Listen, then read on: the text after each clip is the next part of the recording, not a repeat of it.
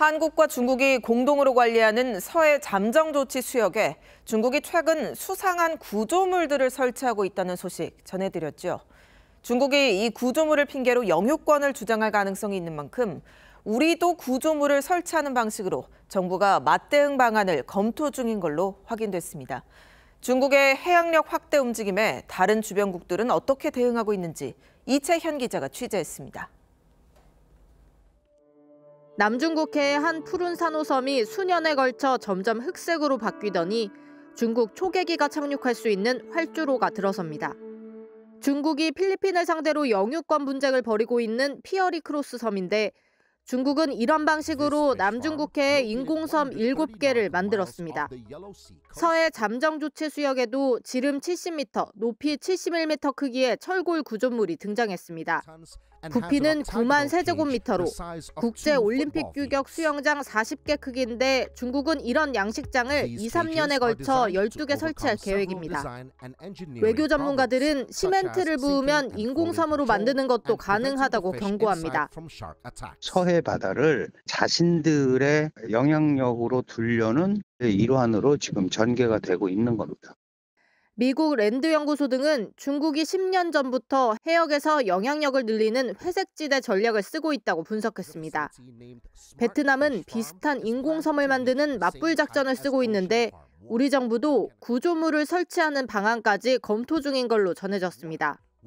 관행이 되지 않도록 정부는 필요한 모든 조치를 취하면서 반대 입장을 피력해야 된다고. 중국은 지난 2월 일본의 배타적 경제 수역에 지름 5m짜리 부표를 띄웠다가 일본 측의 지속적인 항의에 철수시킨 바 있어 정부의 조기 대응이 중요하다는 지적도 나옵니다. TV조선 이채연입니다. 서해의 배타적 경제 수역 안에 한국과 중국이 공동으로 관리하는 잠정조치 수역이라는 곳이 있습니다. 그런데 최근 중국이 이곳에 수상한 구조물을 설치하고 있다고 합니다. 중국은 연어 양식용 시설이라고 주장하고 있는데 과연 믿을 수 있는 건지 어제 열린 한중 외교장관 회담에서 조태열 외교장관이 항의했습니다. 어떤 내용인지 이채연 기자가 설명해 드리겠습니다. 지름 70m, 높이 71m가 넘는 거대한 노란색 구조물이 바다 한가운데 설치돼 있습니다. 선란이란 이름의 구조물로 중국 매체들은 해저에서 일주일에 연어 30여만 마리를 양식할 수 있다고 설명합니다. 중국은 지난해 선란 1, 2호기를 설치한 데 이어 3호기 제작도 거의 완료한 상태입니다. 그런데 이곳은 한중 정부가 공동 관리하는 한중 잠정 조치 수역 내 해역으로 시설물 설치가 금지돼 있습니다. 지난달 우리 해양조사선 온누리호가 구조물을 발견해 접근하자 중국 해경은 이를 막았고 우리 해경과 대치하기도 했습니다. 서해에서 우리의 정당하고 합법적인 해양 권익이 영향을 받지 않도록 범정부 차원에서 조태열 외교부 장관은 어제 한중 외교장관 회담에서 이 구조물에 대해 공식 항의했습니다.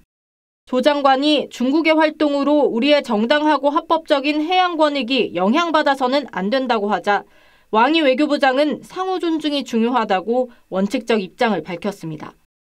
중국 군함이 들어오는 것도 조업을 할 때도 잠정수역 조치 구역이라는 곳이 사전 통보가 이루어지면서 모든 일들이 진행돼야 되는데 오늘 한중일 외교장관 회담 후 공동 기자회견에선 한반도 평화는 공동 이익이라는 공감대를 확인한 가운데 왕이 부장은 각 측이 한반도 문제의 근원을 직시해야 한다며 미국 등을 겨냥하기도 했습니다. TV조선 이채연입니다.